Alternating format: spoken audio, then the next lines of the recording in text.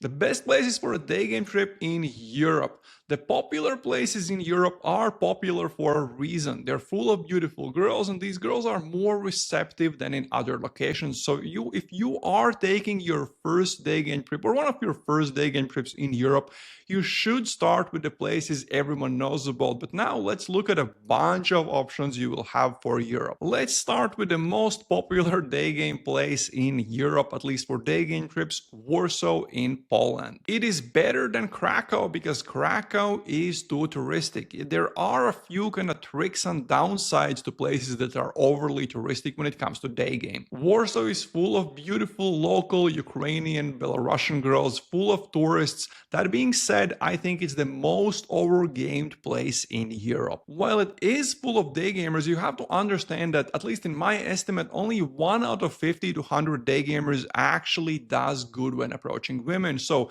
if your game is good, it doesn't really matter that the city is full of really shitty day gamers. Costa, a student I coached in the summer of 2025, there right after I coached him and completely destroyed the city. Costa is a digital nomad in his 40s who was worried that his age would be a problem in day gaming, but then he learned how to day game properly and got laid with a bunch of girls in their 20s, also in Warsaw, Poland. If you want to learn more about his story, just go to my YouTube channel and search for Costa, Kosta. Next, Budapest, Hungary. It's a really cool city, great for day game, a little bit harder than Warsaw, Poland.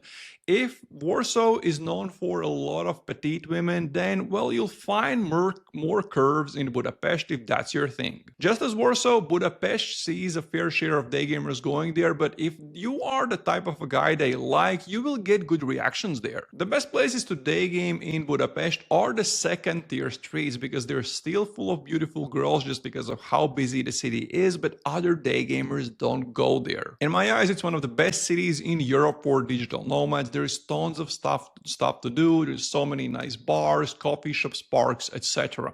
Relatively cheap. I've spent a few months in total in Budapest and have done multiple videos about day game in the city. Belgrade, Serbia is known for hot, a bit more traditional girls. It's the capital of harsh blowouts in Europe. When I first started coaching day game 8 years ago, then Serbia was the first place I went to on a long day game trip for 1 month. I went there with a few wings, with a few students. We had an amazing time there, but it was harder than we expect, and there is so much meat in Belgrade. It was crazy. There was so much meat that one of the guys I went there with simply became vegan after the trip. I haven't spent a lot of time in Belgrade, a little more than 2 months, but even in that time, part of the lays I got were same-day lays and same-day delays, which was unexpected for a country as traditional. Do take into account that it's a place that is pretty much pro-Russia. You can see a Serbian flag and a Russian flag, a Serbian flag and a Russian flag. Government is definitely supporting Russia.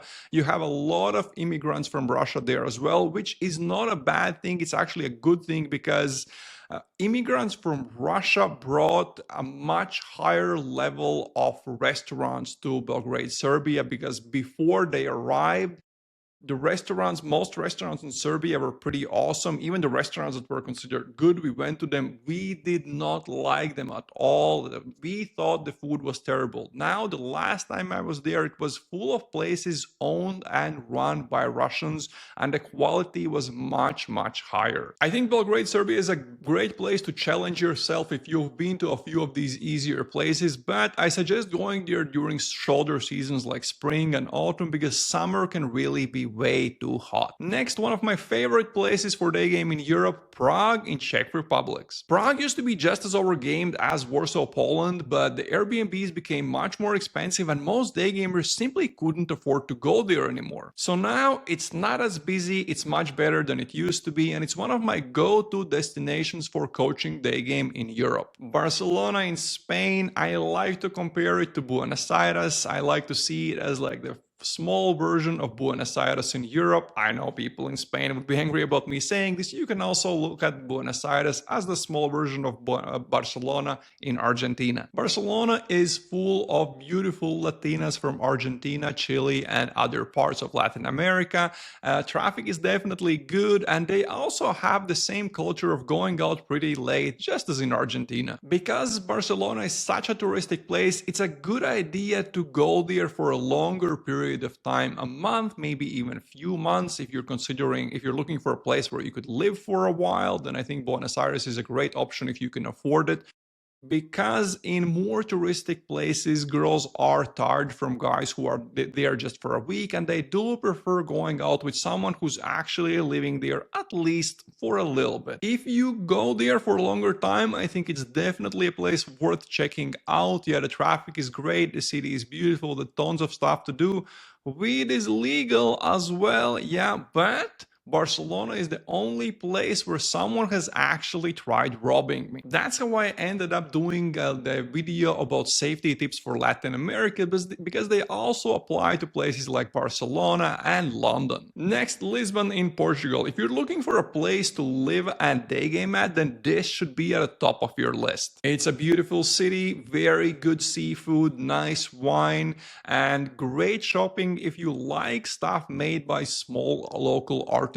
You'll see very different types of girls in Lisbon, of course, the local girls, but also many expats, immigrants from Latin America, especially Brazil. I've met quite a few Ukrainians there, so definitely a place to check out. And the last place to mention in Europe before we start talking about some places off the beaten path is Vienna in Austria. I went there in January to coach a student, and I was surprised. The day game was much better than I expected, especially given how cold it was outside. The majority of girls we met there were actually Austrian, but we also bumped into quite a few women who have moved to live there, so it's definitely a place worth checking out. And now some second-tier locations in Europe. If you've been to a bunch of places we talked about, then these are some extra places to consider. The Baltics, Latvia, Lithuania, and Estonia. In some ways, they are really good cities, but only if you know which parts of the year to go there, which streets exactly you should be day gaming at, and what times of the day exactly you have to be on the streets. If you know these things, you're going to have a great time. If you don't, you're going to be walking around empty streets. The best thing about the Baltics is that the women are right in the middle between the Western and more traditional values, proper wife material. Next, other places in the Balkans. Because I didn't like Serbia that much, I haven't explored other places in the Balkans, but I've heard some good reviews, so you'll have to do your homework to decide what's the places that are worth going to. But I was just looking at how big the city is, how many people live there. If it's less than 500,000, I wouldn't go there, with some rare exceptions, but bigger cities are definitely worth checking out. Helsinki in Finland, I went there in the summer of 2024 to coach a student, and it was a little weird. It kind of seemed like girls didn't understand how to respond to stacks, theses, and storytelling. They just couldn't understand what you want from them.